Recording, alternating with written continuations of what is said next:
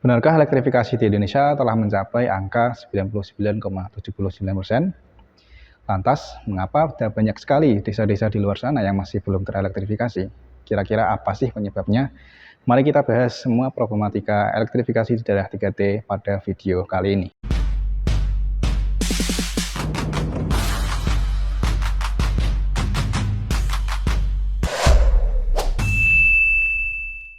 Pertama-tama, sebelum kita membahas lebih lanjut, mari kita pelajari terlebih dahulu apa itu elektrifikasi.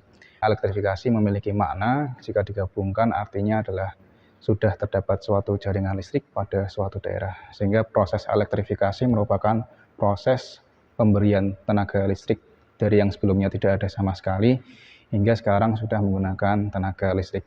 Suatu daerah yang sudah terelektrifikasi artinya sudah mendapatkan akses listrik, entah itu untuk kebutuhan penerangan, entah itu untuk kebutuhan menyalakan televisi, dan lain sebagainya. Di Indonesia sendiri, elektrifikasi memiliki rasio, berdasarkan data dari PLN, rasionya mencapai 99,79% per Desember 2023 lalu. Angka yang sangat tinggi sekali, bukan?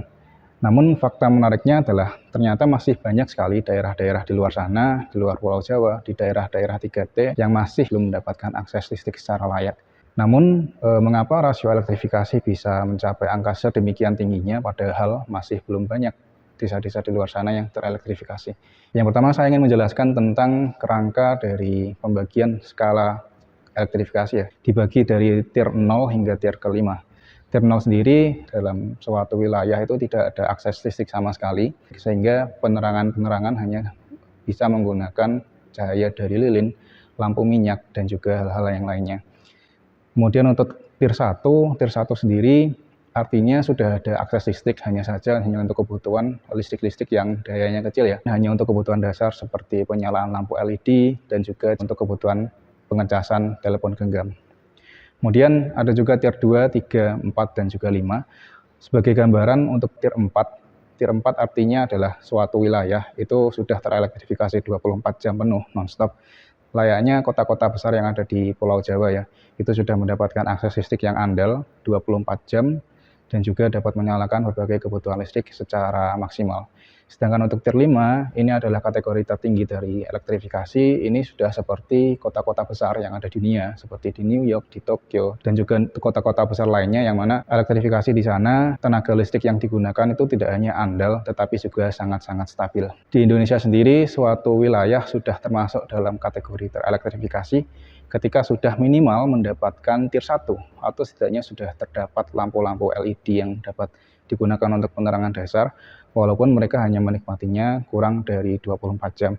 Sehingga hal inilah yang menyebabkan rasio elektrifikasi amat sangat tinggi. Ini akan berbeda cerita ketika dalam penghitungan rasio elektrifikasi itu dihitung dari tier 4 saja atau dari tier 3 saja. Itu nanti akan membuat angka rasio elektrifikasi akan amat sangat kecil. Nah, untuk mengatasi permasalahan elektrifikasi di daerah 3T sendiri, sebenarnya pemerintah juga sudah membuat beberapa wacana program yang dapat dilaksanakan untuk melakukan elektrifikasi di daerah 3T. Yang pertama adalah program dedisilisasi dan juga program listrik desa. Program dedisilisasi dari namanya sendiri terlihat bahwa program tersebut adalah program untuk mengkonversi pembangkit listrik tenaga diesel yang awalnya ada di daerah-daerah terpencil, dikonversi menggunakan pembangkit listrik tenaga surya atau pembangkit listrik tenaga EPT lainnya yang mana lebih murah dan juga efisien. Perubahan ini diproyeksikan oleh Institute for Asian Service Reform atau IESR, yang mana PLTS perlu meningkatkan kapasitas terpasangnya menjadi sekitar 19 GW pada 2025, kemudian 108 GW pada 2030, dan juga target ambisius sebesar 1492 GW pada tahun 2050.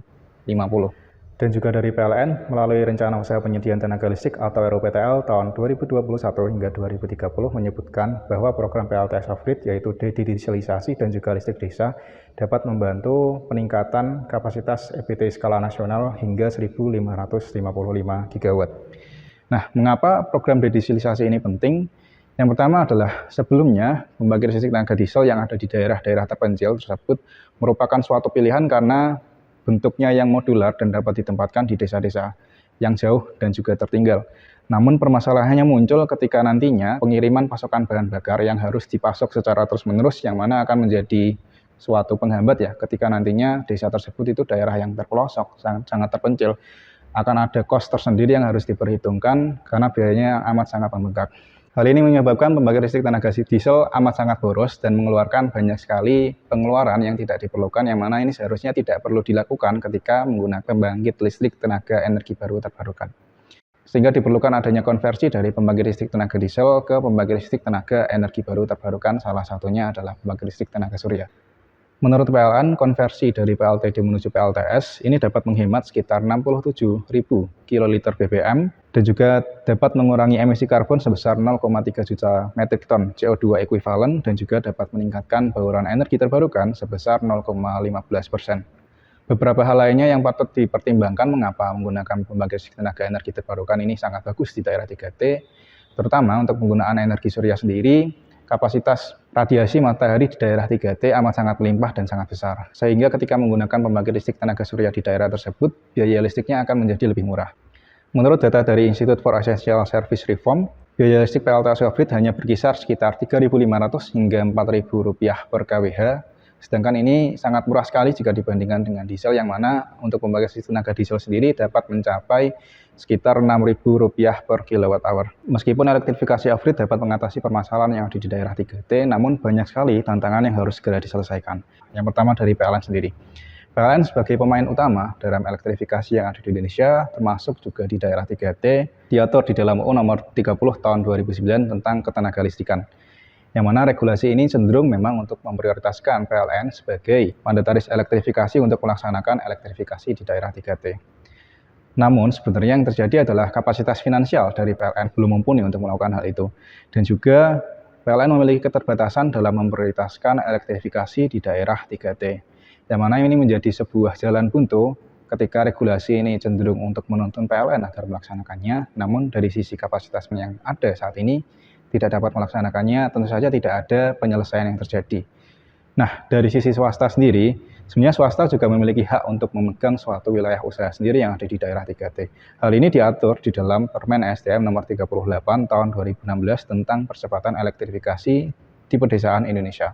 Swasta memiliki hak secara jelas untuk dapat mengelola suatu wilayah usaha di daerah-daerah tersebut. Namun sayangnya swasta terhambat oleh suatu regulasi. Dalam suatu pelaksanaan tender, durasi penyerahan proposal yang terlalu singkat di dalam sistem tender, pembagian wilayah usaha menjadi 8 klaster di dalam RUPTL tahun 2021 hingga 2030, tidak hanya membuat nilai proyek menjadi besar, tetapi juga memperpanjang durasi pengujian kelayakan dan juga pembuatan proposal.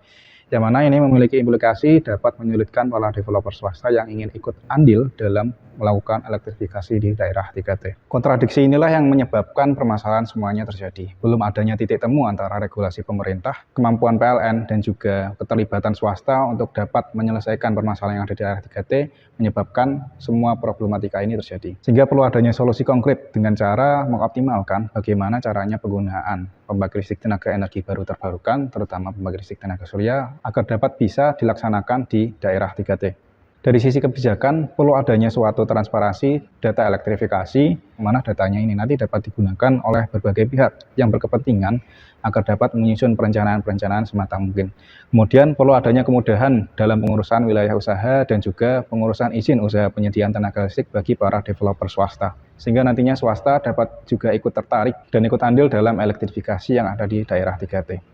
Kemudian dari sisi ekonomi, perlu adanya bantuan dana dari pemerintah dan juga investor, baik berupa insentif fiskal atau bantuan dana hibah, yang mana nantinya dapat mengurangi beban investasi awal untuk proyek-proyek EPT yang mana memiliki kecenderungan memiliki beban awal investasi yang amat sangat besar. Hal ini juga perlu dilakukan karena investasi yang seperti ini cenderung kurang menarik bagi investor asing dan juga investor swasta, karena akses ke lokasi yang amat sangat sulit dan juga daya beli masyarakat yang cenderung rendah, sehingga hal ini menjadi suatu kue pahit yang mana tidak banyak pihak yang mau ikut berpartisipasi di dalamnya.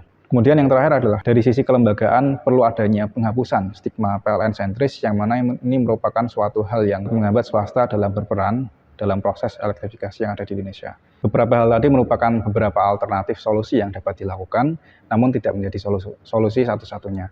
Karena untuk mengatasi permasalahan elektrifikasi di daerah 3T dan juga untuk meningkatkan transisi energi, tidak ada solusi tunggal untuk melakukannya, dan ini perlu keterlibatan dari berbagai pihak, baik dari pemerintah, baik dari swasta, PLN, dan juga masyarakat.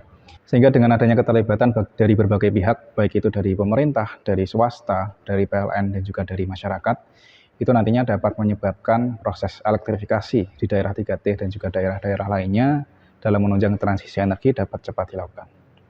Sekian apa yang dapat saya sampaikan. Jika ada yang ingin diskusi, bisa disampaikan di kolom komentar. Tunggu video kami berikutnya.